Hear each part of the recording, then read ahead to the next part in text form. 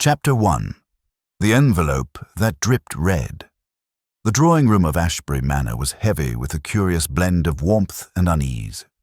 Outside, the evening mist clung to the ancient oaks like spectral sentinels, while inside, the flickering flames of a grand fireplace cast long, trembling shadows upon the richly woven carpets and the ornate mahogany furnishings.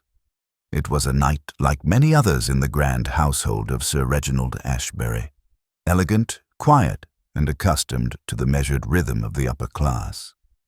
Yet tonight, beneath the veneer of genteel composure, a dark secret began to seep like the ominous stain of spilled ink across pristine parchment. The guests had gathered in the drawing-room following a sumptuous dinner, a collection of the local gentry, old friends, and a few strangers introduced by Sir Reginald in a spirit of conviviality. Among them was Lady Beatrice Ashbury, a woman of dignified poise but weary eyes; Charles Everley, the ambitious young barrister whose sharp smile belied an anxious heart; Mrs. Lydia Hargrove, a widow whose whispered rumours clung to her like a second skin; and Dr. Malcolm Trent, the family physician, whose quiet presence often went unnoticed, yet whose gaze betrayed an inscrutable depth. As the evening progressed, the conversation circled through the customary banalities of art, politics, and the impending London season. But it was the arrival of a plain brown envelope, slipped unnoticed beneath the drawing-room door mere minutes ago, that would shatter the fragile calm. The envelope was peculiar in its simplicity. No stamps, no address, only the faintest trace of crimson that oozed steadily from its lower edge. The sight of it drew the attention of all, and Sir Reginald's brows furrowed as he reached to retrieve it, his fingers steady despite the chill that had suddenly descended upon the room. With a careful motion, he broke the seal, and from within, a folded sheet of paper emerged. The guests leaned forward, the flickering light playing upon their faces as Sir Reginald unfolded the message. It was a letter, written in a hurried, scrawling hand, stained by drops of the same red substance that seeped from the envelope, perhaps ink or something far more sinister. The words were terse, threatening. "The truth you bury will rise like blood. Beware the shadow in your midst."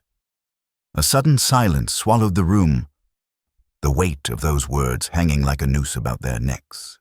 Whispers stirred like restless ghosts. Lady Beatrice clutched her pearl necklace as if it could anchor her sanity.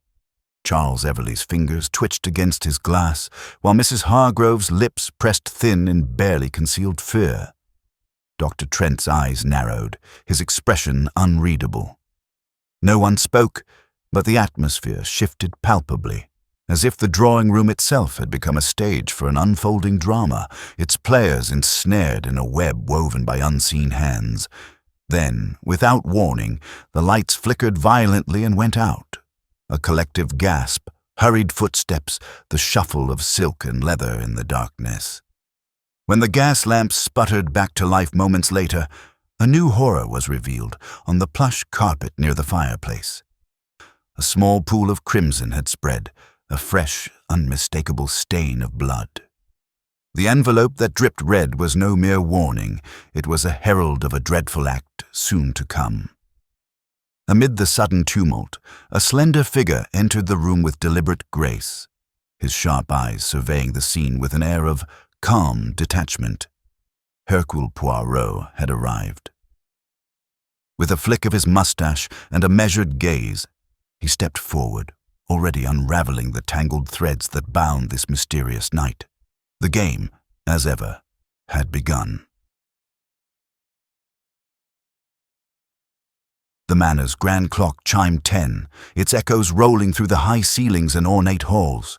Outside, the wind whispered secrets, but inside Ashbury Manor, a far darker tale was waiting to be told, one that would test the limits of Poirot's little grey cells, and plunge its inhabitants into a labyrinth of suspicion, deceit, and danger. Chapter 2. The First Clues. The sudden return of light did little to dispel the tense shadows that had taken residence in the drawing-room. The pool of blood on the thick carpet remained a vivid, cruel punctuation to the evening's unease, its presence both alarming and mystifying. No one dared approach it at first, as though the stain were a living thing, watching them with unseen eyes. Hercule Poirot, however, was undeterred. With deliberate calm, he stepped toward the spot, his gloved hand hovering above the crimson stain without touching it. His sharp gaze then flicked toward the envelope that lay on the low table beside the fireplace, its edges still damp with that peculiar red liquid. "It is most curious," Poirot murmured, his French accent gently coloring the words. "This red substance, though it appears to be blood, is not quite as one would expect." He beckoned Dr. Malcolm Trent forward, who knelt beside the stain with clinical precision. "Doctor," Poirot said, "would you be so kind as to tell us if this blood is fresh? And is it human?" The doctor's expression remained impassive as he carefully examined the stain. "It is human blood, of course. As to its freshness, this stain could not be more than a few minutes old, but it is not congealed as one might expect. The edges are blurred, almost as if it had been smeared deliberately." Poirot's brow furrowed. "A smear, yes. But to what purpose? To frighten? To send a message? Perhaps both." Sir Reginald, still pale but composed, glanced toward the envelope again. "This letter was slipped under my door," he said quietly. "No one saw who left it. And now, this blood. It has no apparent source. There is no wound in this room, no sign of injury." "Indeed," Poirot agreed. "We must inquire, then, if anyone has observed anything unusual this evening. Has anyone heard sounds, seen movements? Even the smallest detail may prove vital." A hush fell over the group as the guests exchanged glances, uncertain of what to reveal. After a moment, Lady Beatrice spoke, her voice trembling. "I thought I heard a faint rustling sound just before the lights went out, like someone moving quickly in the corridor outside." Charles Everleigh nodded thoughtfully. "Yes, I heard it too. It was so brief I dismissed it as a draught or a creaking floorboard, but now—" Mrs. Lydia Hargrove, seated near the window, added in a low voice, "I felt a sudden chill, and when I turned to look, the door to the library was slightly ajar.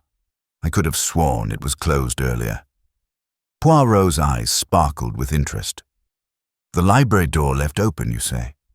That is most intriguing, madame." He rose and made his way toward the heavy oak door at the end of the room. With a gentle push, the door creaked open, revealing the dim interior of the manor's library, rows of leather-bound volumes stretching upward to the lofty ceiling, and a faint smell of old parchment and dust. Poirot's keen gaze swept the room, pausing on the grand desk that sat beneath the tall windows. Papers were scattered there, some askew, others marked with ink stains. A small, heavy brass paperweight lay on the edge of the desk, its surface dull. He stepped inside, careful not to disturb the scene, and knelt beside the papers. Among them, a single sheet stood out, a letter partially torn, the edges ragged, and ink smeared as though it had been hastily wiped or smeared in anger. The words, though blurred, were just legible enough to reveal the name Ashbury and a mention of debts unpaid. Poirot carefully lifted the torn letter, noting the absence of a signature. "Someone sought to send a message here as well," he murmured, rising and turning to the others. "But more than that, I see signs of a struggle. The papers are disturbed, the chair pushed back as if someone left in haste." Sir Reginald's face darkened. "I was not aware of any debts owed by the family. At least nothing that would cause such hostility." "That, monsieur, is precisely the sort of secret we must uncover," Poirot said, folding the letter carefully into his pocket. "Secrets, debts, warnings. These are the threads that will weave the tapestry of our mystery." He turned back to the drawing room, where the guests awaited, their faces pale but curious. Poirot's attention then shifted to the peculiar envelope once more. The red liquid dripping from it was unlike any ink he had seen. It shimmered faintly in the lamplight, almost unnatural in its hue. A careful examination of the envelope's seal revealed tiny puncture marks, as if it had been pierced by a slender needle. Curious, no? Poirot mused aloud. A message sent not only with words, but with a symbol, a warning made tangible. He called Dr. Trent again. "Do you think this could be poison, perhaps a rare tincture? Something designed to shock or intimidate?" The doctor studied the envelope carefully before nodding. "It is possible. There are poisons that can be absorbed through the skin or left as a residue to unsettle the recipient." A murmur spread through the room. Poirot's gaze sharpened. "We must treat this with utmost caution, but more importantly, we must determine who among you might have wished to send such a message, and why." The guests exchanged uneasy glances. Poirot stepped forward, hands clasped behind his back, voice calm but firm. "I propose that each of you recount your movements this evening, from the moment you arrived at Ashbury Manor to the present. Details matter, no matter how trivial they may seem."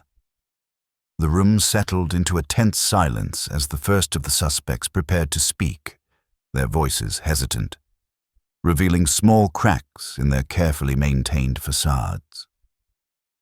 Charles Everley began, his tone measured but betraying a slight nervousness. "I arrived shortly after the other guests, around 7 o'clock.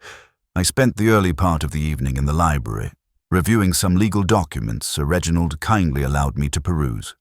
Afterwards, I joined the others in the dining room, and later the drawing room."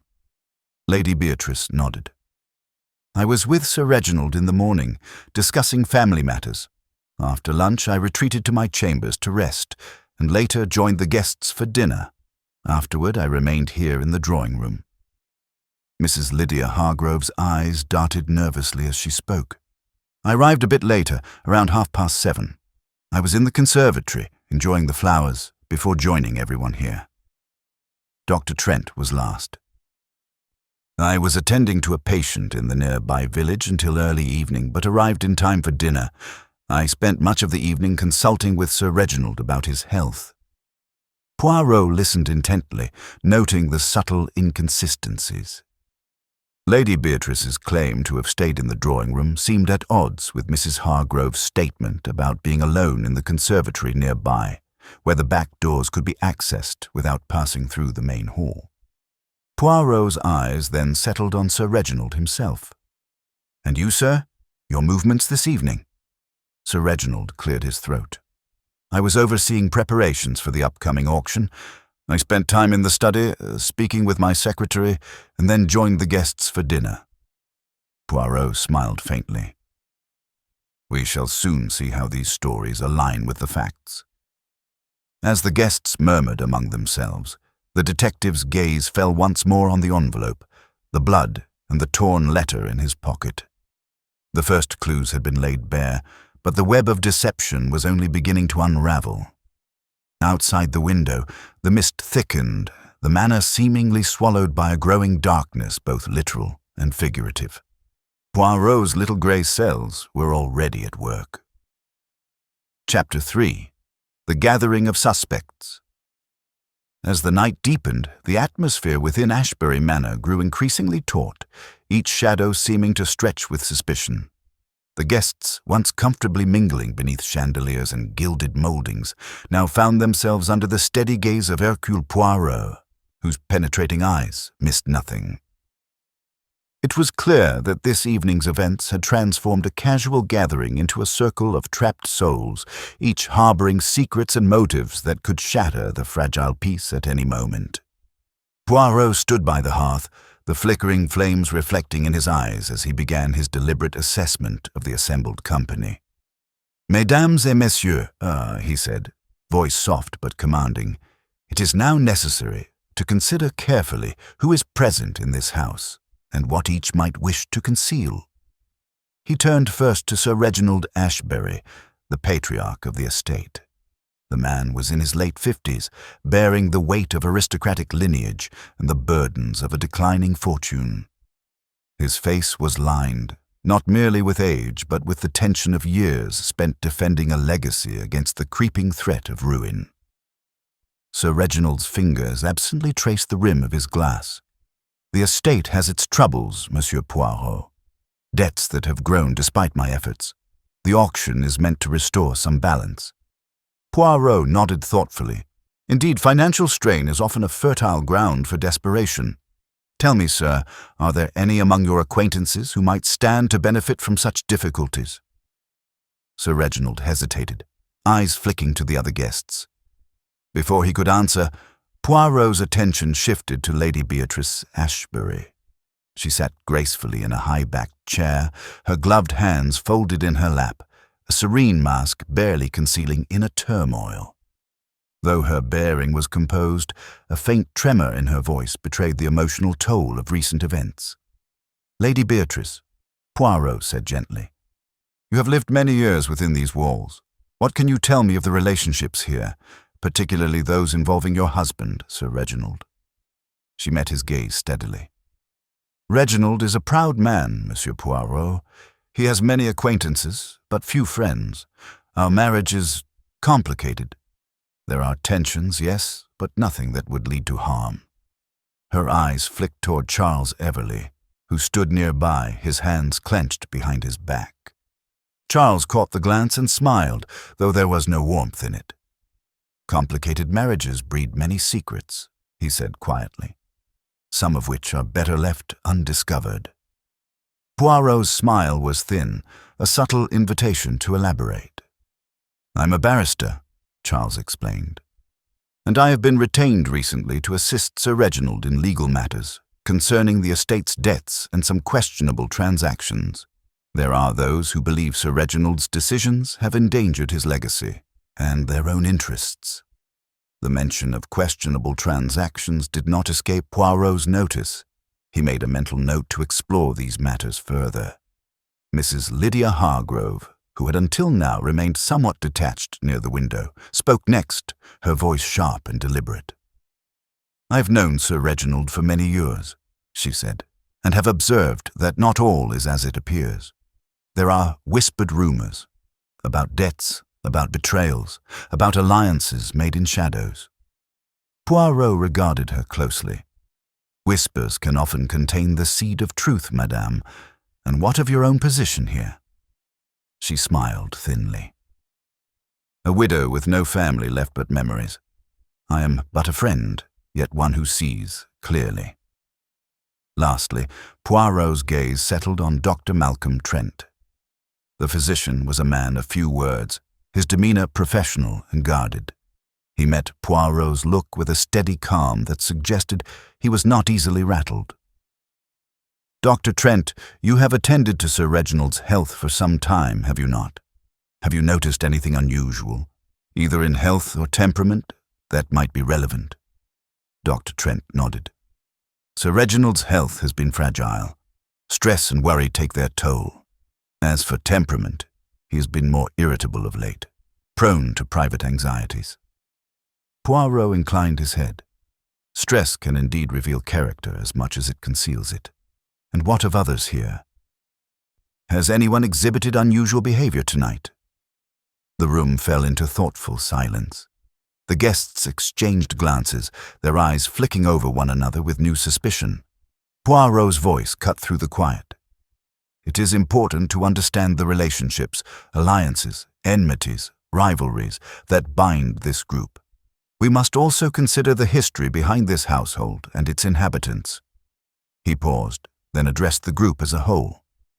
"Sir Reginald, Lady Beatrice, Mr. Everley, Madame Hargrove, and Dr. Trent, you are, for now, the only persons here. None may leave until the truth is uncovered." There was a collective intake of breath, the weight of confinement settling upon the guests like a heavy fog.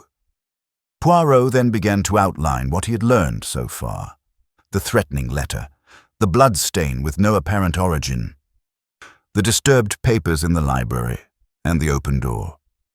Each detail was spoken with care, leaving room for reflection and denial. As he spoke, Poirot watched closely for reactions. The tightening of a jaw, a flicker of eyes, a subtle twitch, small telltale signs that might betray guilt or fear. Lady Beatrice's fingers clenched her handkerchief more tightly. Charles shifted uneasily. Mrs. Hargrove's eyes hardened, while Dr. Trent's gaze remained inscrutable. Poirot's mind sifted through these fragments, piecing together the invisible threads that connected them. He recalled the torn letter mentioning debts that Sir Reginald had downplayed, and the legal troubles hinted at by Charles. Financial strain, possible betrayal, threats, all mixed within the elegant walls of Ashbury Manor. Poirot was certain that beneath the polite veneers lay secrets as deep and dark as the night itself. "Tell me," he said quietly, "is there anyone else with knowledge of these matters? Allies or adversaries whose names we have yet to hear?" Sir Reginald hesitated, then said, "There is my secretary, Miss Eleanor Grayson. She has been with me for several years and manages many of the estate's affairs." Poirot nodded. "And where is Miss Grayson this evening?" "She is expected to arrive shortly," Sir Reginald replied. "I had not anticipated her presence for this gathering, but she had urgent business to attend to." A sense of anticipation rippled through the room. Poirot's eyes gleamed. "Excellent. Her arrival may shed new light on these mysteries." The detective then addressed the assembled guests once more. "We are but at the beginning of a long and complex investigation. Each of you is bound by your past and your present choices. I implore you to be honest, for it is only through truth that we may restore peace." The guests nodded, the gravity of the situation settling upon them like a shroud. Outside, the night whispered on, the manor's ancient walls holding their secrets close, for now. Within the drawing room, the gathering of suspects had become a gathering of shadows, and Hercule Poirot's little grey cells were already at work, poised to illuminate the darkness. Chapter 4. Poirot arrives. The arrival of Hercule Poirot at Ashbury Manor was as unassuming as it was inevitable, yet his presence instantly transformed the mood of the evening.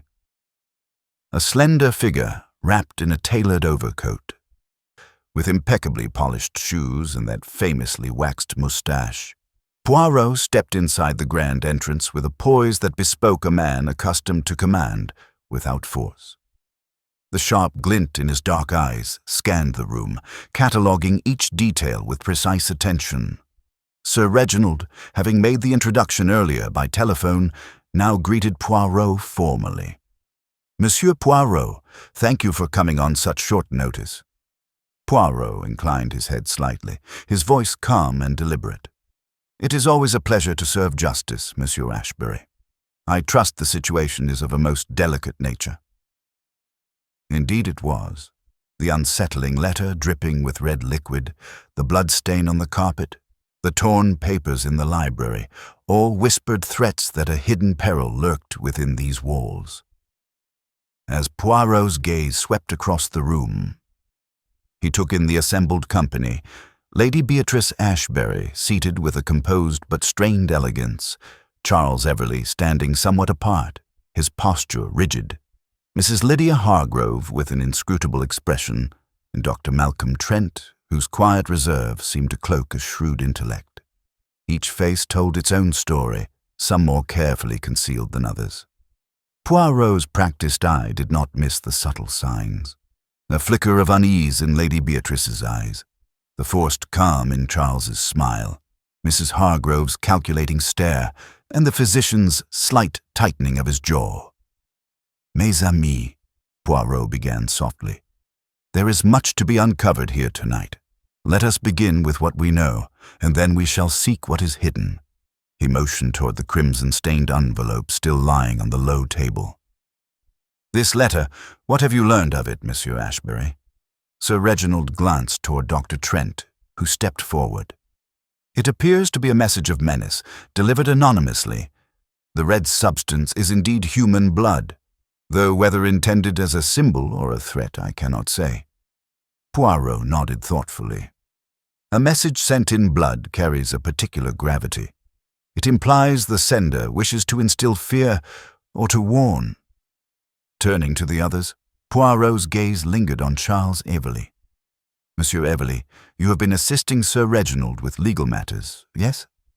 Charles' eyes flicked away briefly before meeting Poirot's steady stare. That is correct. I have been reviewing documents related to the estate's debts and pending auctions. And do you believe these debts could provoke threats or danger? Charles hesitated. It is possible. There are many who would seek to benefit if Sir Reginald's fortunes were to fail. Lady Beatrice spoke then, her voice calm but firm. My husband has enemies, certainly, but I do not believe any would resort to violence. Poirot's sharp eyes regarded her with gentle intensity, yet appearances can be deceiving, madame. Sometimes those closest harbor the darkest intentions. There was a moment of silence. The tension in the room was palpable, thickening with each passing second. Poirot's manner shifted slightly, the flicker of amusement behind his eyes revealing his characteristic insight. Allow me, if you will, to make some initial observations. He moved toward the spot on the carpet where the blood had been smeared, crouching to examine it once more. His fingers brushed the edge lightly. Careful not to disturb the evidence. This stain, its placement is curious. It is not near any source of injury. No one here appears wounded. His eyes swept the room. And yet it was freshly made, perhaps mere minutes ago. He straightened, turning toward the assembled guests. Tell me, has anyone noticed anything unusual, unexplained sounds, movements or disturbances since the arrival of the letter? Lady Beatrice's voice was soft but resolute. I heard a faint rustling in the corridor just before the lights went out. Charles nodded. Yes, I noticed that too, though I assumed it was the wind. Mrs. Hargrove added quietly, the library door was open when I last passed by, and I'm certain it had been closed earlier. Poirot's eyes gleamed with interest. The library? Yes. Monsieur Ashbury. You mentioned papers disturbed there. Sir Reginald nodded. Yes, some documents were scattered, and a letter torn. Poirot's gaze flicked toward Dr. Trent. Doctor, do you find anything medically significant in the doctor's presence tonight? Any signs of distress? The physician shook his head. Only that Sir Reginald seems under considerable strain. Poirot smiled faintly. Strain often reveals truths, does it not? Then, with a theatrical gesture, he indicated the guests. Now, I would like each of you to recount your movements this evening, from your arrival until now. One by one they spoke, their voices measured, but beneath each tale lay subtle contradictions. Charles Everley claimed to have spent time in the library reviewing documents, though the disturbed papers suggested otherwise. Lady Beatrice stated she remained in the drawing-room, yet Mrs. Hargrove's observation placed her elsewhere. Dr. Trent professed to have arrived just before dinner, but Poirot's keen sense detected hesitation. Each detail, each word, was a thread Poirot would later pull. Finally, as the last of their statements concluded, Poirot's expression grew serious. We are gathered in a house of secrets, mes amis. The night has already revealed threats in blood and words, but it will reveal more. He turned to Sir Reginald. We must ensure that no one leaves, that the house remains secure. The truth will surface in due time. The manor's ancient clock tolled the hour solemnly. Poirot, with his famous precision and unwavering calm, prepared to peel back the layers of deception. The game was underway, and the players, unwitting or otherwise, were all in position. Outside, the wind howled through the towering oaks, as if echoing the gathering storm inside Ashbury Manor. Inside, Hercule Poirot's little grey cells were already stirring, weaving logic from shadows and human frailty. Chapter 5. Initial Interviews. Begin, the grand drawing-room, once a space of genteel relaxation, had transformed into a chamber of subtle interrogation. Poirot, seated comfortably in a high-backed chair near the hearth, regarded each of the assembled guests with keen scrutiny. The flickering firelight danced across their faces, illuminating the faintest tremors of emotion, nervousness, defiance, guilt, or fear, hidden beneath practiced veneers. "Mes amis," Poirot began, his voice smooth and deliberate, "it is now time to explore your stories more deeply. I shall ask you in turn to recount your movements and feelings, and I invite you to be candid. Every detail, no matter how trivial it may seem, could shed light upon the darkness that surrounds us." He motioned to Charles Everley first. The young barrister rose, adjusting his tie, and cleared his throat. "I have been with Sir Reginald on legal affairs, as you know, Monsieur Poirot. Tonight I arrived at Ashbury Manor shortly before 7 and spent some time in the library reviewing documents concerning the estate. I admit I was concerned about the mounting debts and potential consequences." Poirot nodded thoughtfully. "And did you encounter anyone during your time in the library?" Charles hesitated, then answered, "No one, to my knowledge. I was alone." A flicker of doubt crossed Poirot's face. "Monsieur Everley, when the lights went out, where were you?" Charles swallowed and replied, "I was in the corridor outside the drawing-room, retrieving a book I had left behind." Poirot's gaze lingered on him a moment longer before turning to Lady Beatrice Ashbury, who sat with an air of quiet dignity. "Madame, would you please share your evening with us?" Lady Beatrice's voice was measured, but a subtle tremor betrayed her composure. "I retired early to my chambers, feeling unwell. After some time, I came down to the drawing-room to join the others. I remained there until the power failure." "Did you notice anything unusual before the lights flickered?" She hesitated, then said, "I thought I heard footsteps in the hallway outside, but it was faint and I was not certain." Poirot made a small note. "And after the lights returned?" "I stayed where I was," she replied. "I did not move until instructed." Next, Mrs. Lydia Hargrove spoke. Her tone was sharp, with a hint of defensiveness. "I arrived later than most, around 7:30. I spent some time in the conservatory, admiring the late-blooming flowers. I returned to the main hall before dinner and then joined the group." "Did you see anyone in the conservatory, or en route to the drawing-room?" Poirot asked. "No," she said. "I was alone." Dr. Malcolm Trent's turn came last. He was calm, professional. "I was delayed by a call from a patient and arrived just in time for dinner. I've spent most of the evening here, observing Sir Reginald's condition and providing medical advice." Poirot's eyes narrowed slightly. "Did you leave the room during the evening?" The doctor shook his head. "Only briefly, to retrieve some medication from my bag." Poirot rose and paced slowly before the group. "Thank you for your candor. Now I must ask, did anyone notice anything peculiar in behavior this evening? An argument, a secret exchanged, or anything out of the ordinary?" The guests looked at one another uneasily. Lady Beatrice spoke softly. "There was tension between Sir Reginald and Mr. Everley earlier during dinner. A disagreement, subtle but palpable." Charles's jaw tightened. "That is not true. We discussed legal matters professionally." Poirot raised a finger. "Even the most professional discussions can conceal deeper conflict." Mrs. Hargrove interjected, "I heard raised voices from the study earlier. Sir Reginald was speaking with his secretary, Miss Grayson. The tone was sharp, but I do not know the subject." Sir Reginald's face darkened. "Miss Grayson is a loyal assistant. I will speak with her when she arrives." Poirot's gaze settled on the door as a soft knock announced the arrival of Eleanor Grayson, the secretary. A slender young woman with sharp eyes and an air of quiet determination entered, her presence immediately commanding attention. "Miss Grayson," Poirot said politely, "your timing is impeccable. We have much to discuss." The room held its breath as she approached, glancing briefly at each guest before focusing on Sir Reginald. Poirot motioned to a chair. "Please sit. Tell us about your evening, and any matters concerning the estate or the recent tensions."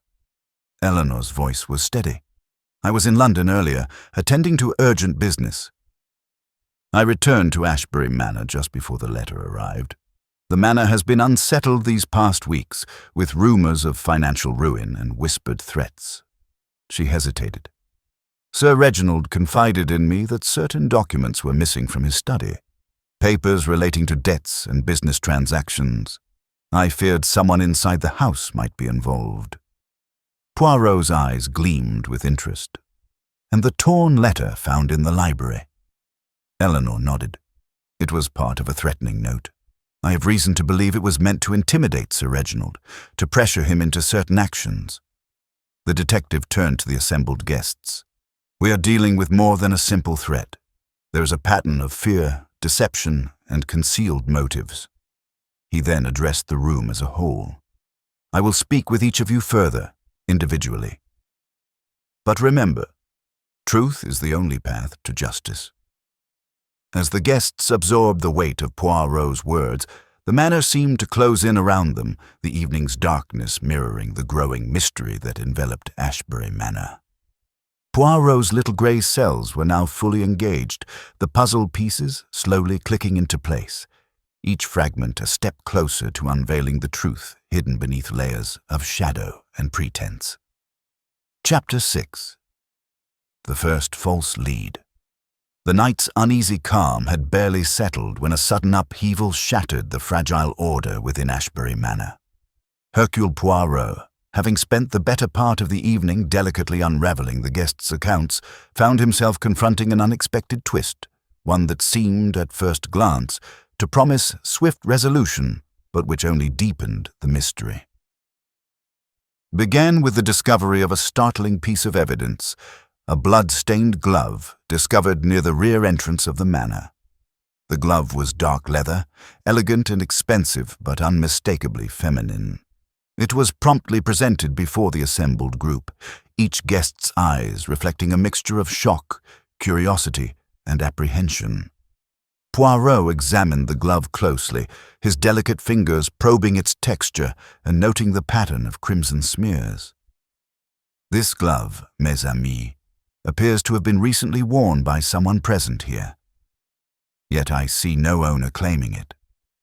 Lady Beatrice Ashbury's eyes widened slightly, and she instinctively moved her hands, revealing the delicate lace gloves she wore. Charles Everleigh stepped forward, his voice tense. I saw no glove missing from anyone, but I can attest that the back entrance was closed when I arrived. Eleanor Grayson, the secretary, crossed the room with a calm demeanour, though her expression betrayed little. I do not wear gloves, but I do recall seeing Lydia Hargrove stepping outside near that door during the evening. A ripple of surprise passed through the room as all eyes turned to Mrs. Hargrove. She straightened, a faint flush colouring her cheeks. It is true I stepped outside for fresh air. The night had become oppressive, and I needed a moment away from the tension. Poirot's gaze was sharp and unyielding. Madame, would you be so kind as to explain why you were near the rear door just before the lights failed? Mrs. Hargrove hesitated, then replied with measured calm. I was alone. I needed to clear my thoughts, I assure you. Nothing more. Sir Reginald frowned. Why was this not mentioned earlier? It seems a strange omission. The atmosphere thickened with suspicion. Poirot nodded thoughtfully. Indeed. Yet the presence of this glove near the rear door suggests someone was attempting to leave, or perhaps conceal their presence. He turned to the assembled guests. I believe we may have a suspect in our midst. The household steward, summoned by Sir Reginald, was instructed to search the rooms for missing garments. The search yielded no matching glove, but uncovered a torn piece of fabric beneath the grand staircase, a scrap of lace matching the trim of Lady Beatrice's gown. An immediate stir arose.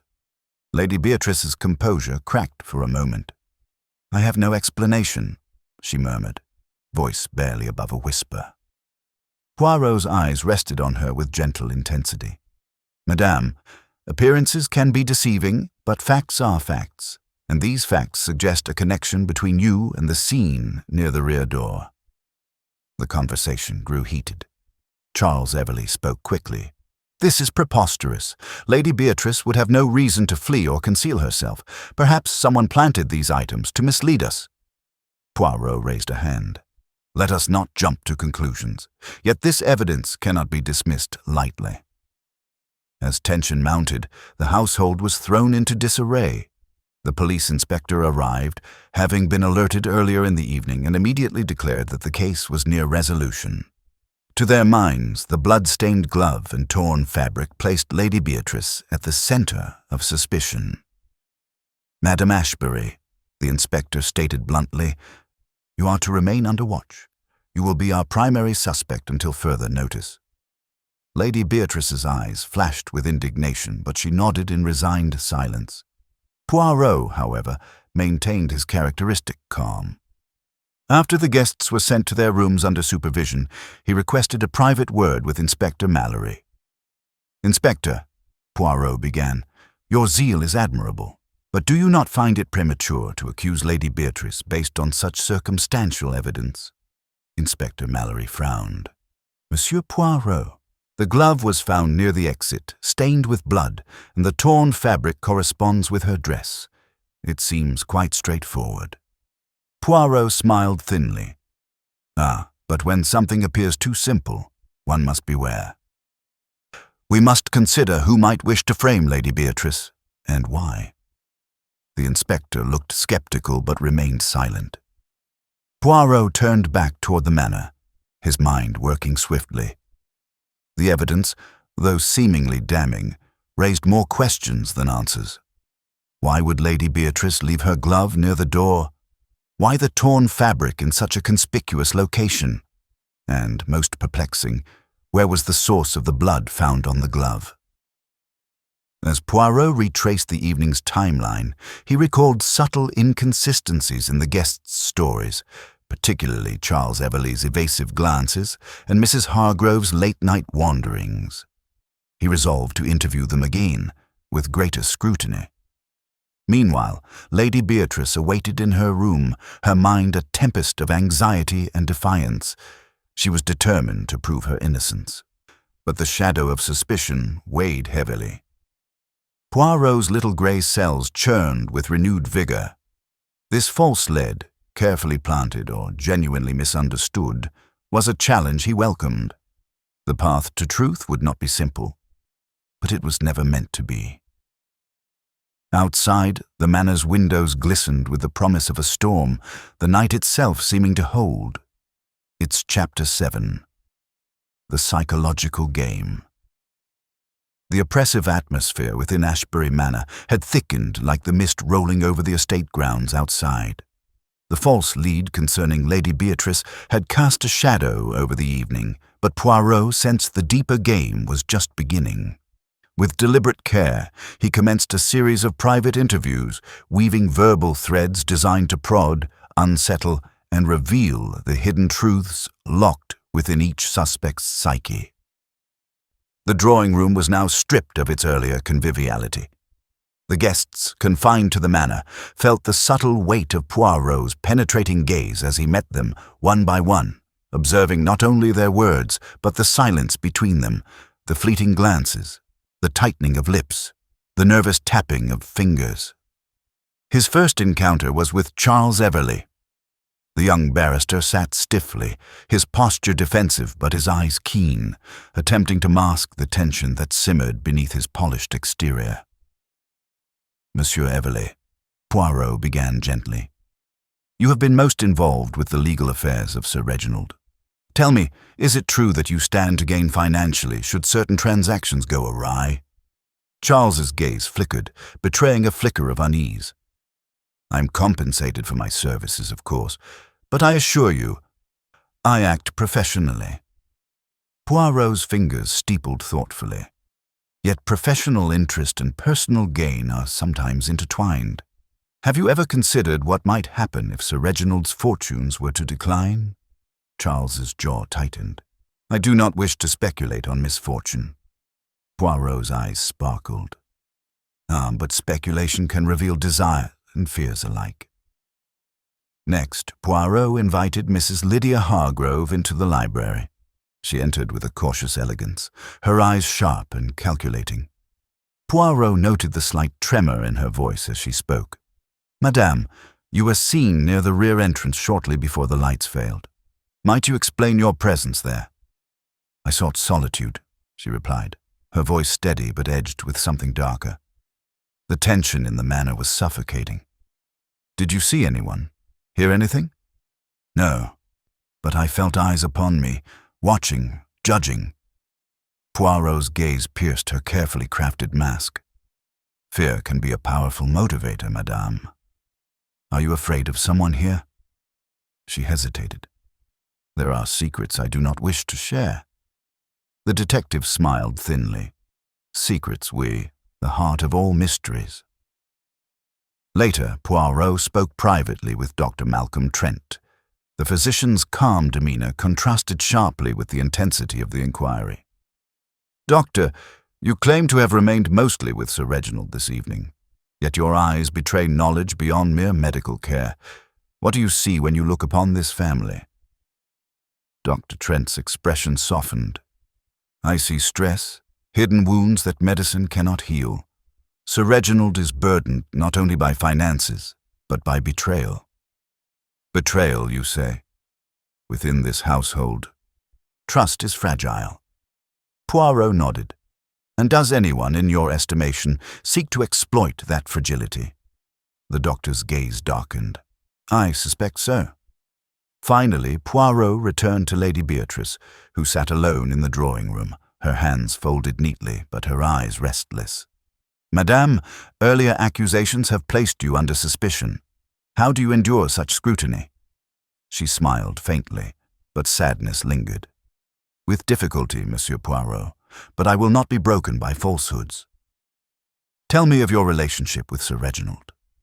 "Complicated," she admitted. "Love mixed with disappointment, loyalty shadowed by secrets."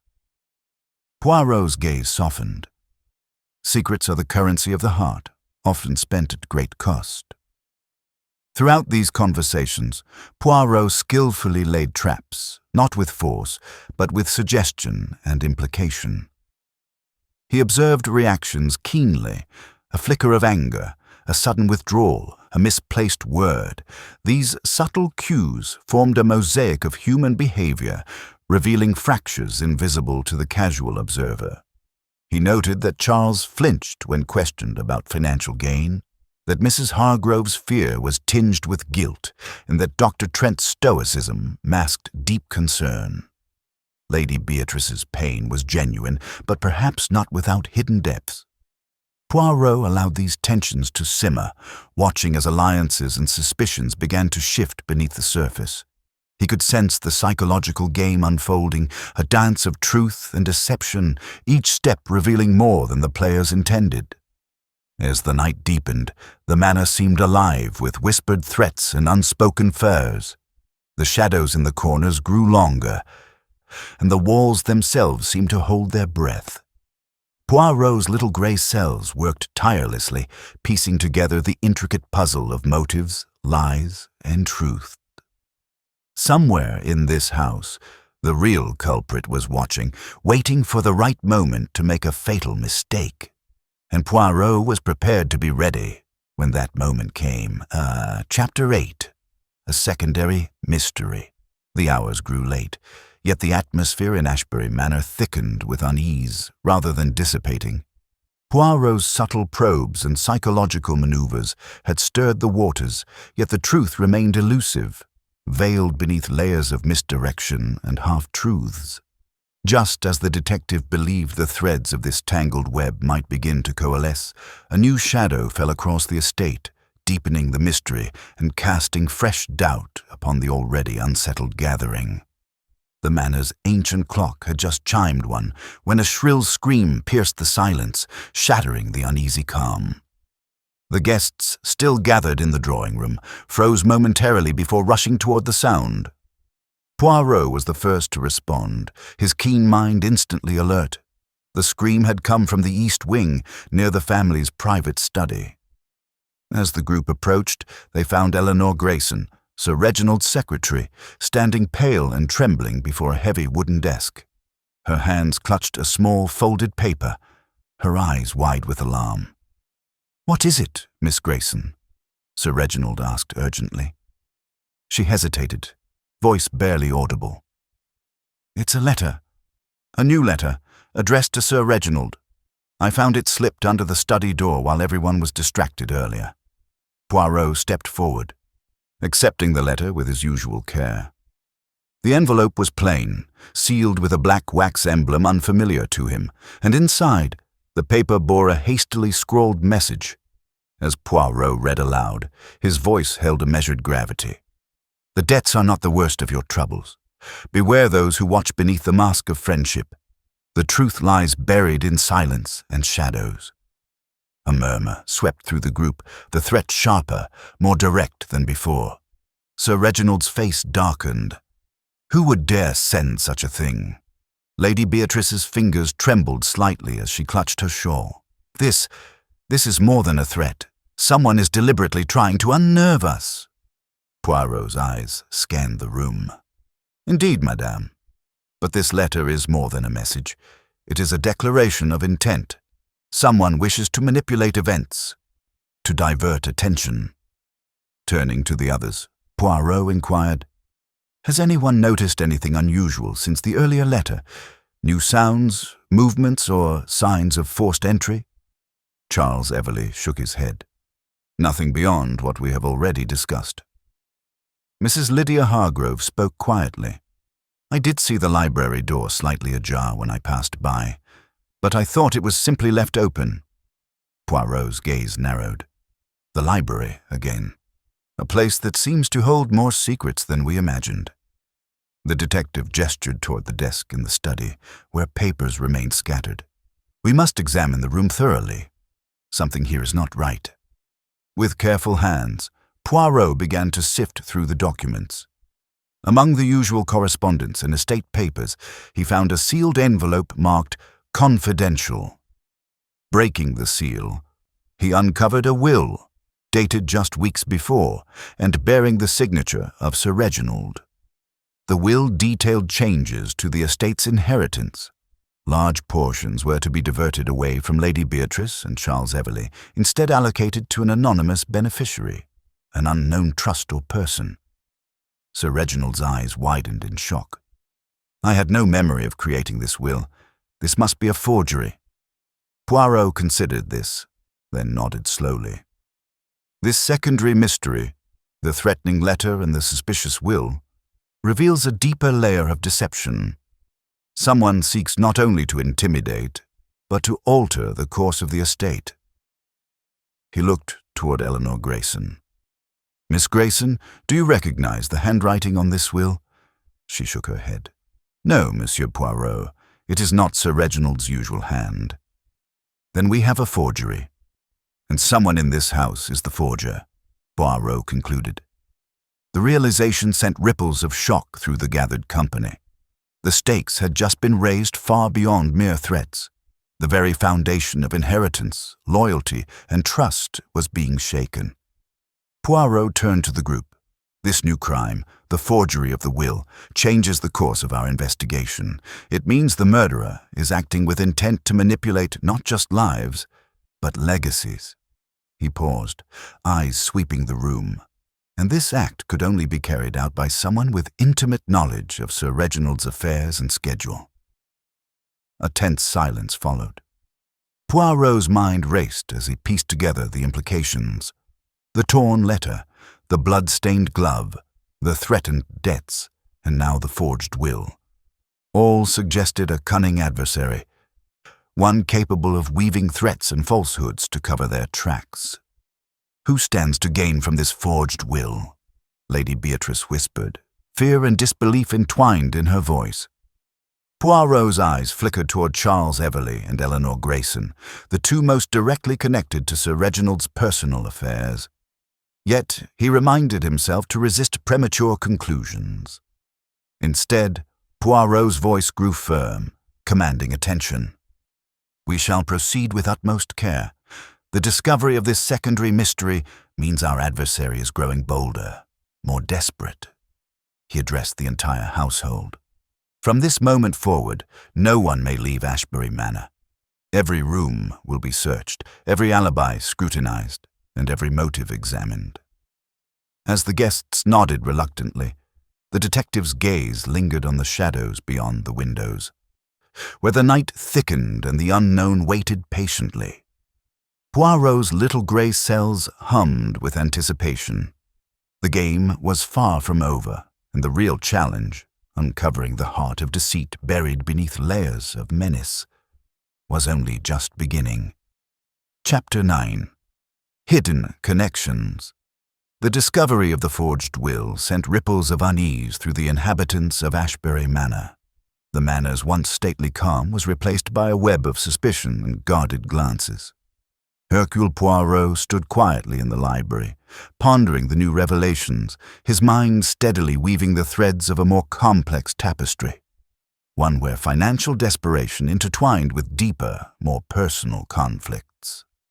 The night deepened, and with it came a necessity to look beyond surface impressions. Poirot gathered the household once more, insisting on an unvarnished account of relationships and past grievances that might illuminate the darker corners of this unfolding mystery. "Mes amis," Poirot began, his voice calm yet compelling, "it is time to speak openly of histories long buried and alliances quietly maintained. For in the tangled roots of human connection, the truth often lies hidden." Sir Reginald Ashbury, though visibly strained, took a breath and began. "Our family history is not without its shadows. I inherited Ashbury Manor under circumstances that caused a quiet rift between me and my late uncle's family. There have been ongoing disputes about land rights and old debts, tensions that simmer below the surface but have never broken into open conflict." Lady Beatrice, seated elegantly with a pale composure, added, "There have been secrets, yes, but also betrayals. Years ago, I discovered that a close family friend, someone we trusted, had been siphoning funds from the estate. It caused deep wounds, and although the matter was hushed, the damage lingered." Poirot's gaze sharpened. "And who was this friend?" Lady Beatrice's eyes darkened briefly. "A man named Theodore Brant. He was once Sir Reginald's confidant, but disappeared suddenly after accusations surfaced." Charles Everleigh shifted uncomfortably in his chair. Mr. Brant's sudden departure left questions unanswered. Some believe he had associates who might still be watching, waiting.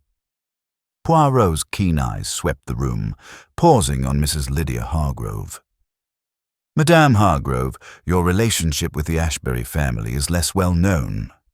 Might you enlighten us?" Mrs. Hargrove smiled thinly. "I was a close friend of Theodore Brant's sister. Our families have intertwined histories, friendships and rivalries that go back decades. There are loyalties and grudges that survive even death." Poirot nodded thoughtfully. "And these loyalties, might they influence actions taken tonight?" She inclined her head. "More than you realize, Monsieur Poirot." The detective then turned to Eleanor Grayson, whose eyes had remained steady yet watchful throughout. "Miss Grayson, your role as secretary places you close to the family's affairs. Are there alliances or conflicts that the rest of us do not know?" Eleanor's voice was quiet but resolute. "I've seen tensions between Sir Reginald and certain creditors, as well as whispers of family disputes regarding inheritance. Additionally, there are those who covet the estate and would stop at nothing to claim it." Dr. Malcolm Trent, standing at the edge of the group, interjected. "Financial pressures are compounded by emotional strain. Sir Reginald's health has been precarious, and stress has exacerbated old wounds. I fear these tensions are tearing the household apart." Poirot's fingers pressed lightly together. "We must consider that the murderer is not only motivated by money, but by history, by grudges passed down and loyalties tested. The forged will, the threatening letters, they speak to a calculated plan to fracture this family." He paced slowly before the group, eyes sharp as ever.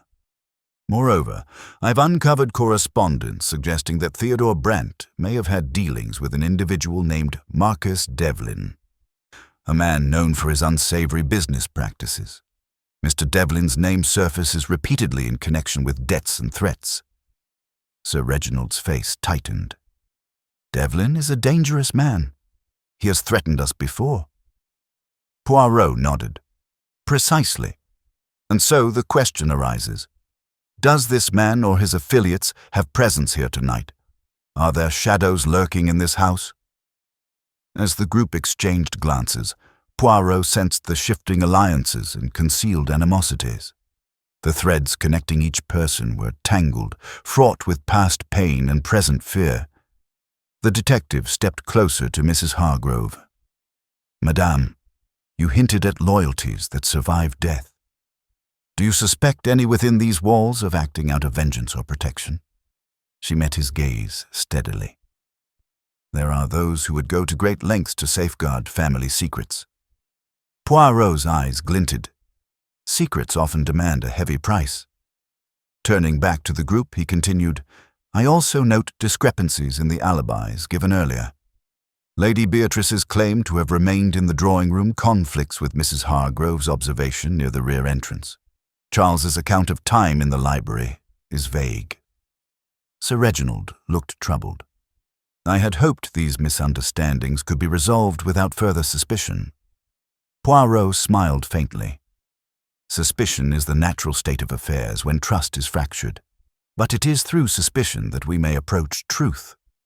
He held up a torn fragment of fabric he had found earlier, its edges frayed. This fabric belongs to a garment not yet accounted for. Eleanor Grayson stepped forward. It matches part of a dress Lady Beatrice wears. Lady Beatrice's face paled, but she said firmly, I have already explained that the fabric may have torn accidentally. I see no reason to believe otherwise. Poirot inclined his head. Yet the location where the fragment was found, the hallway near the library, places you close to a scene of disturbance. He shifted his gaze to Charles Everley. Monsieur Everley, you mentioned earlier that the back entrance was locked. However, Mrs. Hargrove was seen there. Charles' eyes narrowed. I did not see her. Poirot's lips curved. Nor did you expect to. The detective's mind was weaving a complex pattern of concealed movements, secret meetings, and fragile loyalties. He stepped toward the window, looking out into the mist-shrouded grounds. This night has unearthed more than one secret. It has exposed hidden connections, old debts, broken trusts, and veiled motives. Turning to the room once more, he declared, I shall investigate each connection with care. The truth lies buried not only in what is seen, but in what is concealed. As the guests returned to their rooms, the weight of Poirot's words lingered in the air.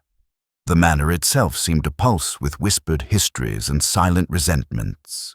Outside, the mist thickened, swallowing the night. Within Ashbury Manor, Hercule Poirot's little grey cells laboured tirelessly, readying to unravel the knots of human frailty and deceit that bound this haunted house. The game deepened, and the truth, obscured by shadow and silence, waited patiently to be revealed. Chapter 10. Poirot's Secret Clue. The manor was enveloped in a thick silence when Poirot retired to his chambers that night. Though outwardly composed, his mind was a hive of ceaseless activity.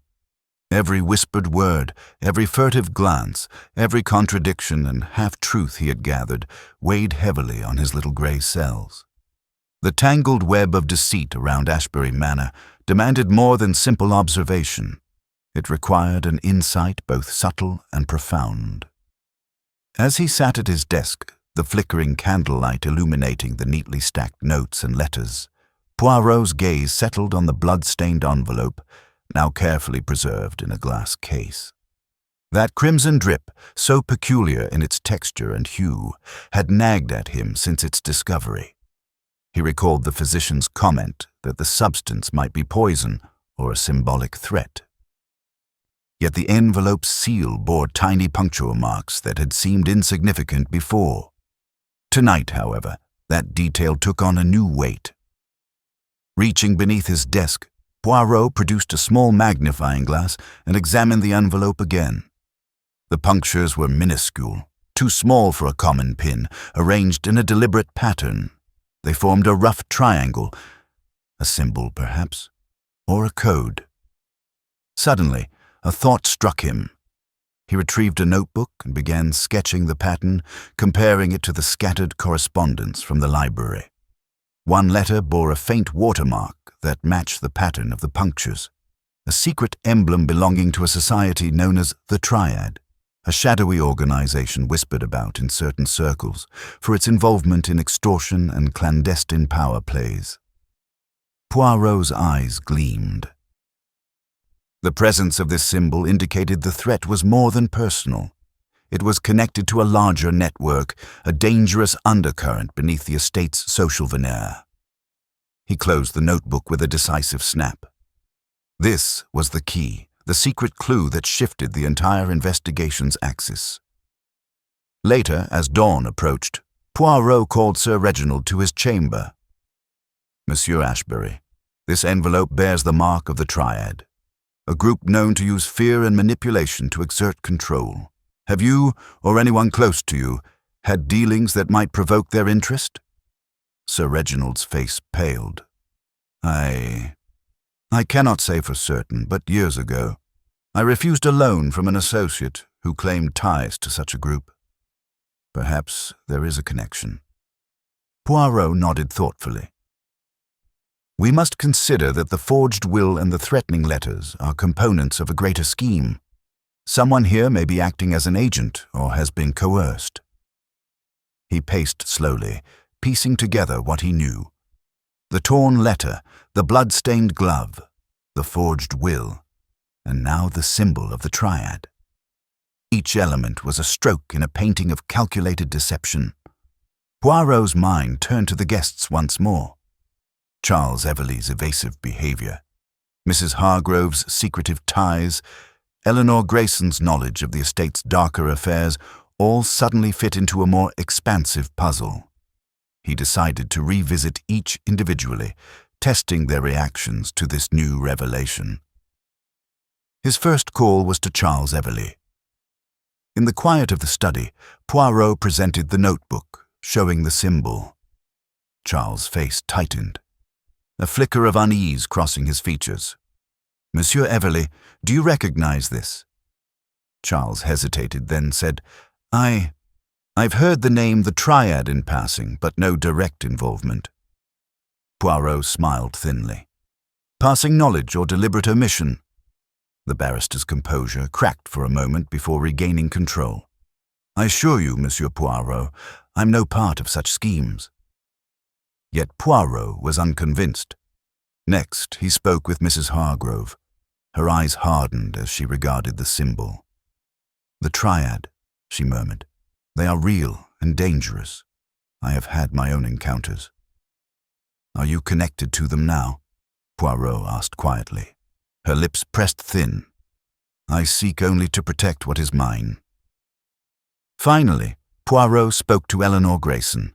Her reaction was guarded, but her eyes betrayed the weight of knowledge. "Miss Grayson, this symbol suggests a network of coercion. Have you feared for your safety?" She nodded slowly. "There are forces beyond our understanding at work here." As the morning sun filtered through the manor's heavy curtains, Poirot stood poised between revelation and concealment. He had uncovered the secret clue, a pivot upon which the entire mystery might turn. Yet he chose to keep it close, to use it as a tool for strategy rather than immediate disclosure. The game was far from over. Within Ashbury Manor, shadows lengthened even in daylight, and Hercule Poirot's little grey cells prepared for the crucial moves yet to come. The truth was near, hidden beneath layers of fear, silence, and cunning. And Poirot would expose it, one delicate stroke at a time. Chapter 11. Tensions rise. The morning sun cast a pale light through the heavy drapes of Ashbury Manor, but the warmth it promised did little to ease the tension thickening within the walls. Since Poirot's revelation of the Triad symbol, a shadow of unease had settled like a pall over the household. Eyes no longer met easily. Whispers curled through the corridors like smoke, and invisible lines were drawn between old friends and newfound suspects. The manor had become a crucible, simmering with suspicion and fragile alliances. Poirot himself, ever composed and measured, watched the shifting dynamics with keen interest. The subtle alliances and fractures in the group were clues as telling as any physical evidence. Each conversation, each sideways glance, added another thread to the growing tapestry of human motives. In the drawing room, Lady Beatrice sat quietly, her face a mask of dignified calm, but her hands clenched the armrests tightly. She was not alone for long. Mrs. Lydia Hargrove approached, her steps measured but eyes sharp, betraying a mixture of contempt and calculation. "Lady Beatrice," Lydia began, her tone casual yet edged, "this morning's revelations must weigh heavily. One wonders what secrets still lie beneath the surface." Lady Beatrice met her gaze steadily.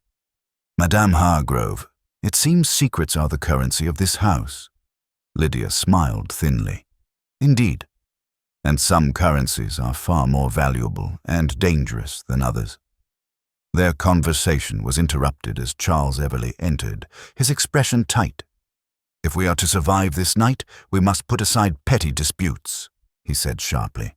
"There is a murderer among us, and bickering will not bring justice." His words fell flat, met with silence and restrained hostility. Meanwhile, in a quiet corner, Dr. Malcolm Trent spoke with Eleanor Grayson, his tone low but urgent. "Miss Grayson, your knowledge of the estate's finances and affairs is vital. I fear someone here seeks to destroy more than just reputations." Eleanor nodded. "I have seen the desperation in certain eyes. Fear and greed have become indistinguishable." Poirot, observing from a distance, noted how alliances were beginning to form. Some openly, others in the shadows. Suspicion was a poison seeping through the manor's veins. He summoned the household for a meeting in the grand hall. The assembled guests stood in a semicircle, the air charged with anticipation. "Mes amis," Poirot began, his voice calm but resonant. "Last night and this morning have revealed more than threats and forgery. They have unveiled fault lines, rifts between people long bound by history and circumstance. It is time to acknowledge these tensions, for only in understanding them can we approach truth." He turned to Sir Reginald. "Sir Reginald, you have long carried the weight of your family's legacy. Are there rivalries or grievances that might incite violence?" Sir Reginald sighed. "There have been old wounds, Monsieur Poirot. Business associates who felt betrayed, family members overlooked, and debts unpaid. It is a world where loyalty is conditional and trust a fragile thing." Poirot nodded gravely. "And among those present, who might stand to gain from your downfall?" Sir Reginald looked around. "I do not know who wishes me harm, but I fear some here may." Poirot's gaze swept the group, lingering on each face. "In times of stress, alliances shift. Friends become enemies, and enemies, unlikely allies." He addressed Lady Beatrice. "Madame, your position is precarious. Have there been recent quarrels within the family?" She nodded. "Tensions, yes. Disagreements about the estate, about future plans. But I would never harm my husband." Poirot's eyes were kind, but penetrating. Love is not always a safeguard against darker impulses. Turning to Charles Everley, he said, "Monsieur Everley, your ambitions are clear. Might the shifting fortunes of this family affect you personally?" Charles's jaw tightened. "I seek only to serve justice and preserve what is rightfully due. But justice and personal gain are often two sides of the same coin," Poirot remarked softly. Mrs. Hargrove stepped forward. "Loyalty is complicated here. Some serve family, others serve themselves." Poirot nodded. "Indeed, madame, and it is this complexity that we must unravel." The tension thickened as Poirot paused, then added, I have learned that certain documents and letters have disappeared or been altered. There are secrets in this house that some would kill to protect." A murmur ran through the crowd.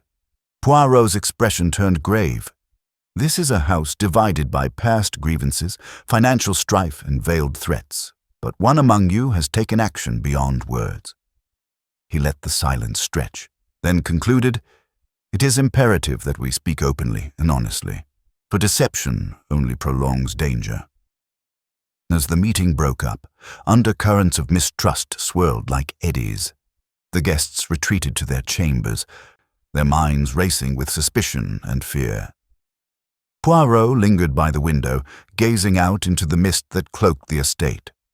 The rising tensions within the house mirrored the gathering storm outside. The walls had ears, and secrets were whispered in every corner. His little grey cells sifted through each detail, the torn letters, the forged will, the whispered resentments, and began to see patterns emerge amidst the chaos. Somewhere beneath the polite facades and fragile alliances, the truth pulsed, waiting for its moment. Poirot was certain. The night's crescendo was approaching, and the final moves in this intricate game were yet to be played. Chapter 12. The Confrontation. The afternoon sun waned behind heavy clouds, casting a dim, brooding light over Ashbury Manor. Within the solemn walls, the weight of unspoken accusations and fragile truths bore down on its inhabitants. Hercule Poirot, ever calm and deliberate, sensed the moment had come to press the household further, to provoke the unraveling of carefully guarded deceptions, and to observe which mask might finally slip. In the drawing-room, the guests had gathered once more. The air was thick with tension, every movement weighted, every glance charged. Poirot stood before them, hands clasped behind his back, eyes sharp yet composed. "Mes amis," he began, voice steady, "the hour has come to confront the shadows that linger amongst us. For truth is not always revealed by facts alone, but often through the subtle reactions, the contradictions, the slips of the tongue, and the weight of conscience." His gaze fell upon Charles Everley first. The young barrister who had so far maintained a veneer of propriety, but whose eyes betrayed something deeper. "Charles, you have been most involved in Sir Reginald's affairs, yet there remain discrepancies in your account of your whereabouts this morning." Charles shifted uneasily. "I have told the truth, Monsieur Poirot." Poirot inclined his head.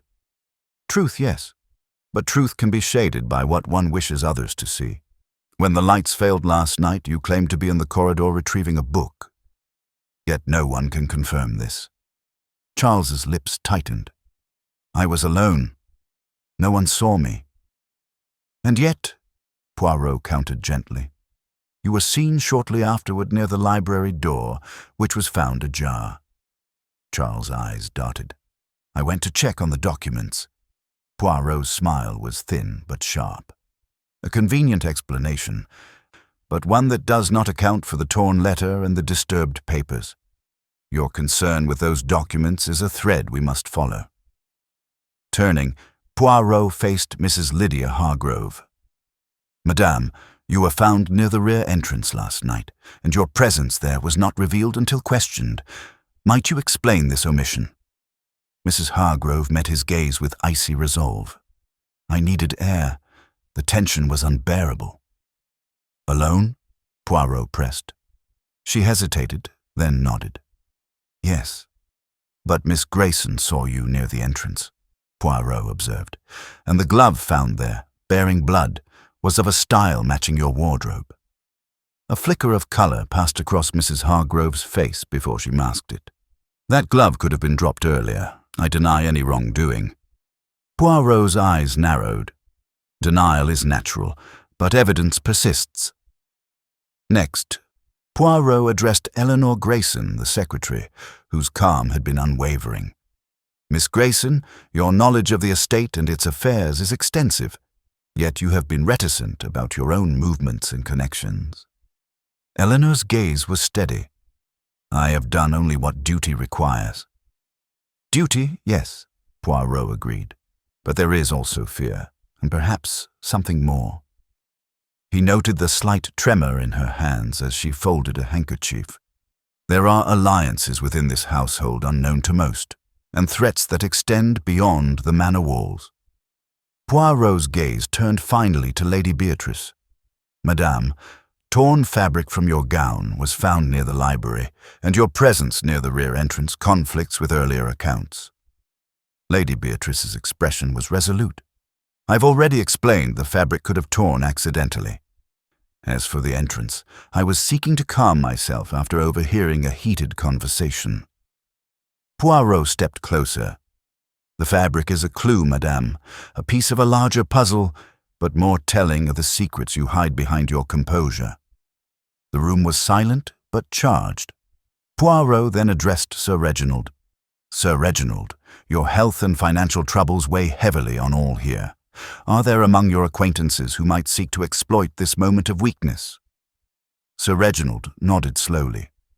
There are those who would benefit from my downfall, but I had no idea how close danger was.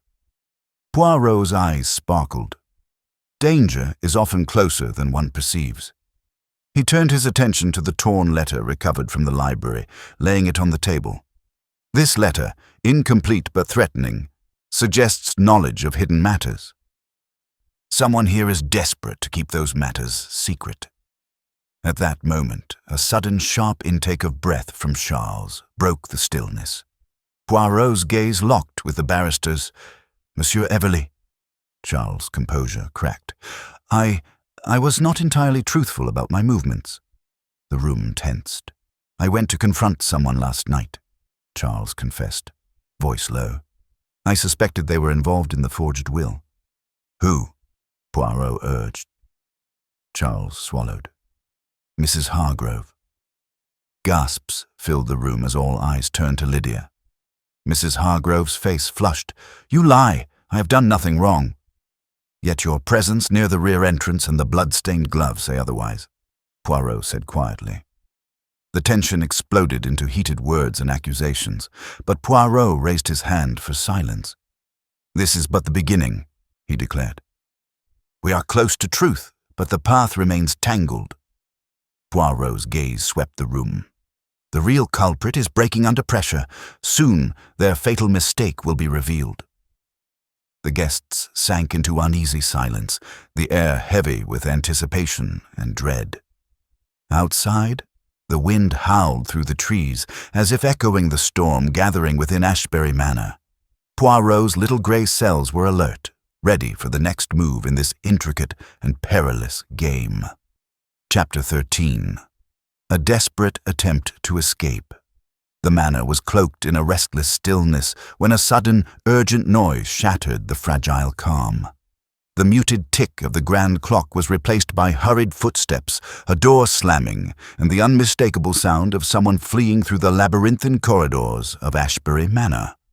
The household, already strained by suspicion and fear, erupted into chaotic confusion as Hercule Poirot swiftly took charge.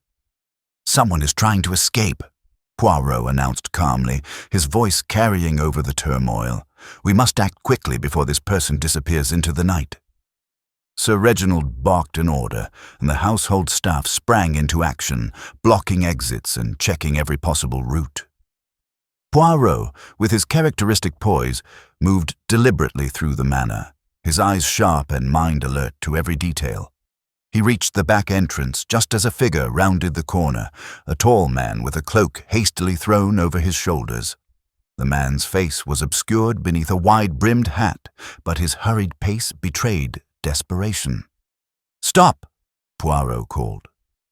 The figure faltered, but then darted toward the heavy wooden door leading to the estate grounds.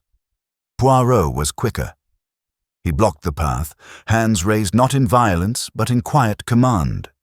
"Monsieur, there is no escape tonight." The man paused, then removed his hat, revealing the face of Charles Everley, the barrister. Charles's eyes were wild with fear and defiance.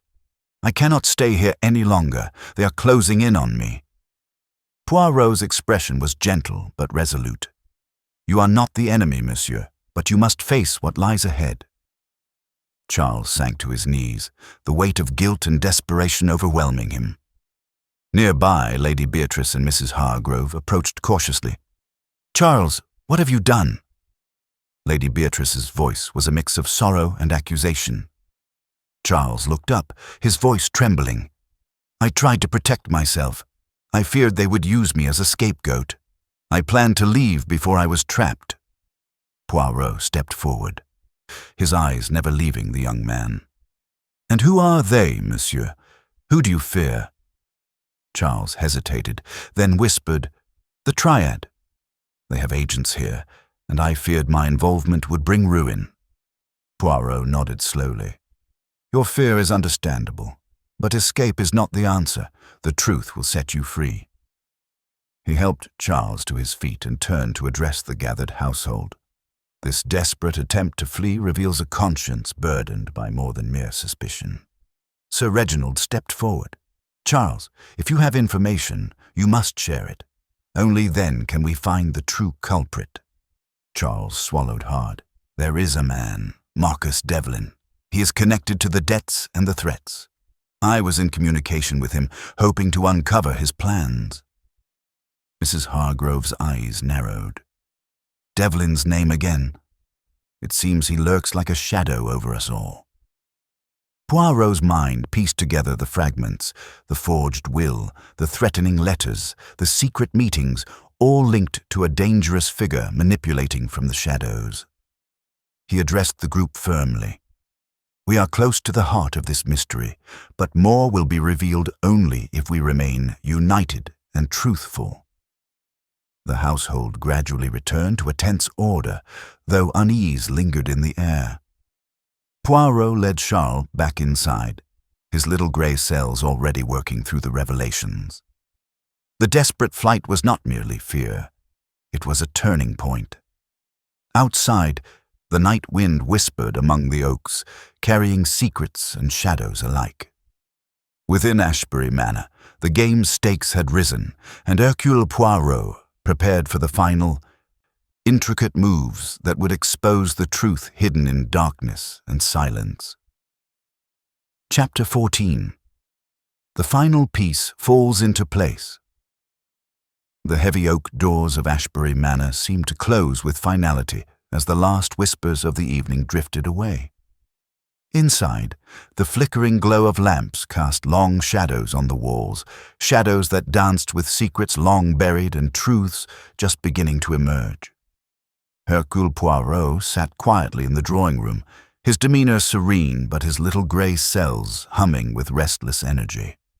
The hour had arrived when fragments scattered throughout the investigation would align into a coherent whole. For days, the web of deceit, jealousy, and fear had entangled the household in tension and suspicion. Now, each thread found its place in Poirot's mind like pieces of an intricate puzzle, a picture both unexpected and inevitable. The forged will, the threatening letters marked with the Triad's emblem, Charles Everleigh's desperate flight, and the hidden alliances, all pointed toward a singular, devastating truth. Poirot rose from his chair and moved to the fireplace, where a small table held the scattered clues. He picked up the torn letter from the library, now carefully restored, and laid it beside the forged will. His eyes traced the words, the subtle penmanship differences, the seals, the puncture marks, each a deliberate deception. The final piece was a letter discovered just that morning in the pockets of the cloak Charles had abandoned during his attempted escape. It was a note, unsigned but dripping with urgency. The hour approaches. Trust none but the one who stands beneath the bloodied glove. The manor's future lies in the shadows you ignore. Poirot's gaze sharpened. The cryptic message suggested the culprit's identity was linked not only to the glove, but to deeper motives concealed in plain sight. As the guests assembled once more in the grand hall, Poirot's voice rang clear and unyielding. Mes amis, the moment has come to unveil the truth that has eluded us through nights of fear and deception. The secrets of Ashbury Manor are no longer hidden, for the final piece of the puzzle has fallen into place. Sir Reginald's face was pale, yet resolute. Lady Beatrice sat with hands clasped tightly. Eleanor Grayson's eyes glimmered with anticipation. Mrs. Hargrove's expression was unreadable, and Charles Everley stood quietly, awaiting his fate. Poirot began by recounting the sequence of events and discoveries, carefully, methodically, building toward his conclusion. He spoke of the threatening letters and their crimson stains, the forged will and its implications, Charles's flight and confession, and the cryptic note linking the bloodied glove to a hidden actor. Then, turning to face the assembly, he paused for emphasis. The one who stands beneath the bloodied glove, the true architect of this night's horrors, is none other than Eleanor Grayson. Gasps echoed through the room.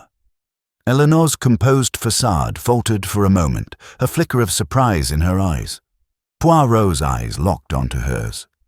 You have been a loyal secretary, but also a master of manipulation.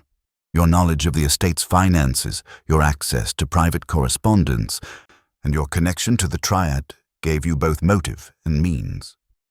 He recounted how the forged will served to divert inheritance, how the threatening letters sought to destabilize Sir Reginald, and how planting the blood-stained glove and torn fabric attempted to implicate Lady Beatrice and sow discord. "But why, Miss Grayson?" Poirot asked softly. "Why undertake such a dangerous path?" Eleanor's defenses crumbled, and she confessed, voice trembling. "Desperation? I have debts that no honest work could repay. The triad promised salvation in exchange for obedience. I tried to protect myself and those I cared for." Poirot nodded gravely. "Yet your actions endangered lives and shattered trust." Lady Beatrice's voice was cold. "You betrayed us all." Eleanor lowered her head, tears welling. "I was trapped in a web of fear." Sir Reginald stepped forward, sorrow evident in his eyes. "Though your betrayal wounds deeply, justice must be served." Inspector Mallory moved to place Eleanor under arrest, her resignation clear. As the household exhaled, releasing the tension that had gripped them, Poirot addressed the assembly one last time. "This night has shown us the fragility of trust and the destructive power of secrets. Yet it has also revealed the strength of reason and the perseverance of truth." He turned to Sir Reginald and Lady Beatrice. "May the future of Ashbury Manor be built on honesty and healing." Outside, the dawn broke through the lingering mist, washing the manor in gentle light. Poirot's little grey cells rested, satisfied that the final piece had indeed fallen into place, and that justice, though hard-won, had been restored. Chapter 15. The Final Gathering. The morning light filtered softly through the heavy draperies of Ashbury Manor, casting a gentle glow over the assembly gathered once more in the grand drawing-room. Despite the serenity outside, the air inside was charged with a gravity that only the weight of truth could command. Hercule Poirot, with his ever-precise demeanor and piercing gaze, prepared to deliver the culmination of his meticulous investigation, the unveiling of secrets long concealed beneath layers of deception and fear. The guests, now fully aware of the evening's revelations and the charges laid against Eleanor Grayson, sat in an uneasy semicircle. Lady Beatrice's countenance was composed but tinged with sorrow. Sir Reginald's eyes bore the strain of recent ordeals. Charles Everley remained tense but resolute. Mrs. Lydia Hargrove maintained a guarded silence, and Dr. Malcolm Trent observed with a professional but concerned gaze. Inspector Mallory stood near the entrance, his presence a reminder that justice was imminent. Poirot's hands were clasped behind his back as he began, his voice calm but imbued with the gravity the moment required. "Mes amis, throughout this ordeal, we have witnessed the fragile dance of trust and betrayal. Tonight, I shall reconstruct for you the true sequence of events, a tapestry woven of lies, fear, and human frailty." He gestured to the table before him where key evidence lay: the blood-stained envelope, the torn letter, the forged will, and the cryptic notes connecting the triad. Let us begin with the letter that dripped red, a symbol not only of threat but of calculated intention. The crimson was not mere blood, but a mixture designed to unsettle and intimidate. Its punctured seal bore the emblem of the Triad, a secret society known for its manipulation and extortion. Poirot paused, his eyes sweeping the room to gauge reactions. Eleanor Grayson, as Sir Reginald's secretary, had unparalleled access to the family's secrets and documents. The forged will, which sought to divert inheritance away from rightful heirs, was her doing, a desperate attempt to conceal debts and secure a future for herself. Eleanor's gaze lowered, the burden of guilt etched deeply upon her features. Poirot continued, "To divert suspicion, she planted false clues. The blood-stained glove near the rear entrance, torn fabric from Lady Beatrice's gown, and disturbing the library to simulate a struggle." Lady Beatrice gasped softly, her hands clutching a handkerchief. However, Poirot added, it was a fatal oversight that unraveled her carefully constructed deception. He turned to Charles Everley. "Monsieur Everley, your attempt to flee and your confession brought us closer to the truth. Your conversations with Marcus Devlin, an associate of the Triad, exposed the external pressures upon the household." Charles nodded solemnly. "I was caught between loyalty and survival." Poirot's gaze moved to Mrs. Hargrove. "Madame, your concealed connections to Theodore Brandt's family and your knowledge of old rivalries complicated the web of motives. While you are innocent of direct involvement, your silence deepened suspicions."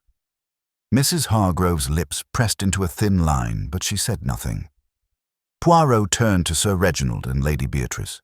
"You, too, were ensnared in a drama not of your making, victims of circumstance and betrayal. Yet your fortitude has preserved Ashbury Manor's legacy." Poirot then meticulously recounted the sequence of events that unfolded on the night of the crime. The delivery of the threatening letter, the smear of blood meant to intimidate, the forged will, the psychological games played among the household, and the final confession. "Every clue," he said, "was a piece of a grand design to destabilize and control. But human nature, with all its frailty and strength, has a way of revealing the truth." He faced Eleanor one last time. "You gambled with lives and trust, Miss Grayson, but your errors have caught you." Inspector Mallory stepped forward. "Eleanor Grayson, you are under arrest for forgery, intimidation, and conspiracy." The room held its breath as she was gently escorted away. Poirot's expression softened. Justice is a delicate balance, requiring both firmness and compassion. As the household absorbed the weight of the revelation, Poirot concluded with his characteristic eloquence.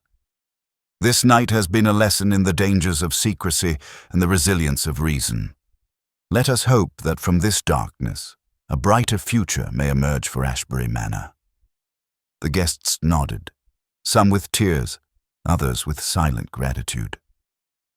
Outside, the sun broke fully over the horizon, bathing the estate in golden light, a symbol of renewal and the promise of truth restored. Poirot stood quietly, his little grey cells finally at rest, satisfied that the final gathering had brought clarity to a night shrouded in mystery and deception. Chapter 16. The Reveal. The heavy silence that followed Poirot's summation was broken only by the slow, deliberate steps of Eleanor Grayson as she returned to the drawing-room, escorted by Inspector Mallory. Her composure, though strained, was unmistakable, a fragile mask of dignity worn by one who knew the walls were closing in. Poirot's eyes fixed upon her with a measured patience. "Madame Grayson, the time has come for you to explain, in your own words, the motives and methods behind your actions." Eleanor's voice was steady but carried the weight of confession. "I will not deny what I've done. Desperation led me down a dark path. Debts, threats, and fear of the Triad's wrath pushed me to forge the will, to send the letters, and to sow discord. Her gaze swept the room, lingering briefly on Sir Reginald and Lady Beatrice. I never intended to harm the family. I sought only to protect myself and those dear to me. Lady Beatrice's eyes glistened with unshed tears. Your betrayal cut deep, Eleanor. Eleanor nodded, a tremor in her voice. I understand, but there was no other way. The Triad's grip is suffocating. Poirot's voice softened. Fear can bind even the strongest wills, yet it does not excuse the pain caused. He then turned to the assembled guests. Let us now unravel the precise sequence of events, the facts that led to this tragic evening. Poirot recounted how Eleanor's growing desperation led her to seek the Triad's aid, how she forged the will to manipulate inheritance and sent threatening letters imbued with symbolic menace. He detailed her attempts to misdirect suspicion by planting the blood-stained glove and fabric fragments. He described Charles Everleigh's attempt to confront her and his subsequent flight, the psychological tension among the household, and the final discovery of the secret symbol connecting the crimes to the Triad. Each step, Poirot explained, was a carefully calculated move in a game of fear and control. He paused, his gaze penetrating. Yet it was human weakness, a slip, a faltering word, a desperate act, that allowed justice to prevail. Eleanor's shoulders sagged, tears escaping despite her efforts. Sir Reginald stepped forward. Though deeply wounded, we must find a way to heal. Lady Beatrice added, This night has taught us the peril of secrets. Poirot nodded. And the power of truth. He turned to Inspector Mallory. Madame Grayson's confession marks the beginning of justice, but also the need for restoration. As Eleanor was led away, the atmosphere shifted, the tension giving way to a fragile hope. Poirot addressed the remaining guests. The shadows that have haunted Ashbury Manor are retreating. May honesty and understanding take their place. The manor's ancient walls seem to breathe, releasing long-held secrets into the dawn. Poirot's little grey cells rested, content that the reveal had delivered not only answers, but the chance for new beginnings. Chapter 17. Outcome and Justice. The heavy oak doors of Ashbury Manor closed behind Eleanor Grayson as she was led away, her figure disappearing into the corridor's shadows. The room left behind was suffused with a somber stillness, a mixture of relief, sorrow, and contemplation settling over those who remained. Hercule Poirot stood at the center of the drawing room, his hands neatly folded, his gaze sweeping over the assembled household as the weight of justice began to settle. Sir Reginald Ashbury, his usually stern features softened by exhaustion and resignation, stepped forward. Though the night's revelations have wounded us all, I am grateful for Monsieur Poirot's clarity and unwavering dedication. It is time we face the consequences and rebuild. Lady Beatrice's voice was quiet but resolute. Trust, once broken, is difficult to restore. Yet we must find a way to move forward for the sake of this family and the legacy we cherish. Poirot inclined his head. Indeed, madame, justice is not merely the punishment of wrongdoers, but the restoration of harmony and truth. Charles Everleigh, who had been quietly observing, spoke next. I regret my earlier attempts to evade the truth. It was fear that clouded my judgment. I pledged to stand by the family and aid in any way possible. Mrs. Lydia Hargrove, maintaining her composed demeanor, added, This ordeal has shown me the depths of human complexity. I hope it encourages honesty among us all.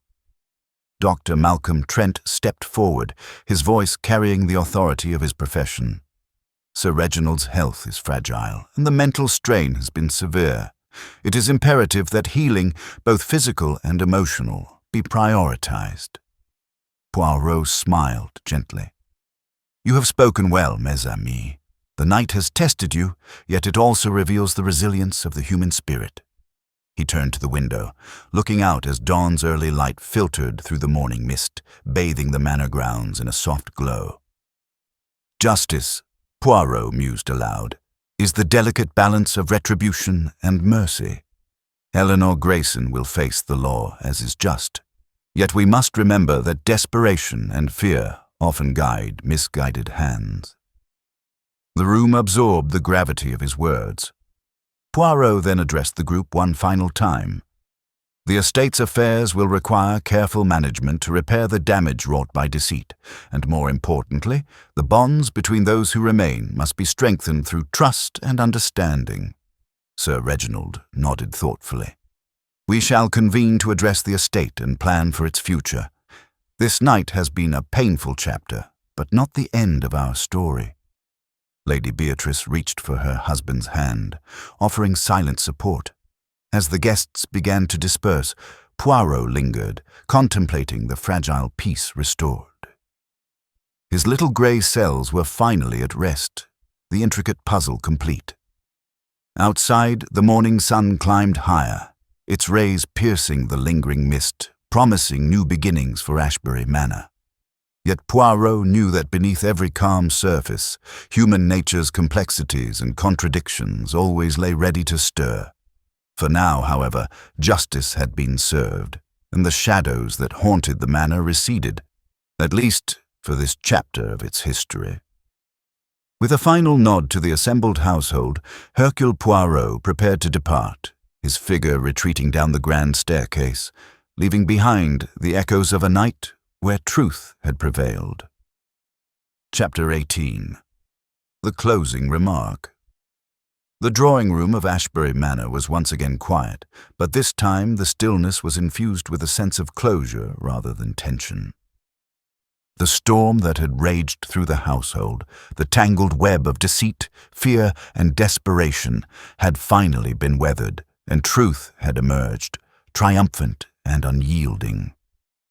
Hercule Poirot stood near the window, gazing out at the sprawling estate bathed in the soft glow of dawn.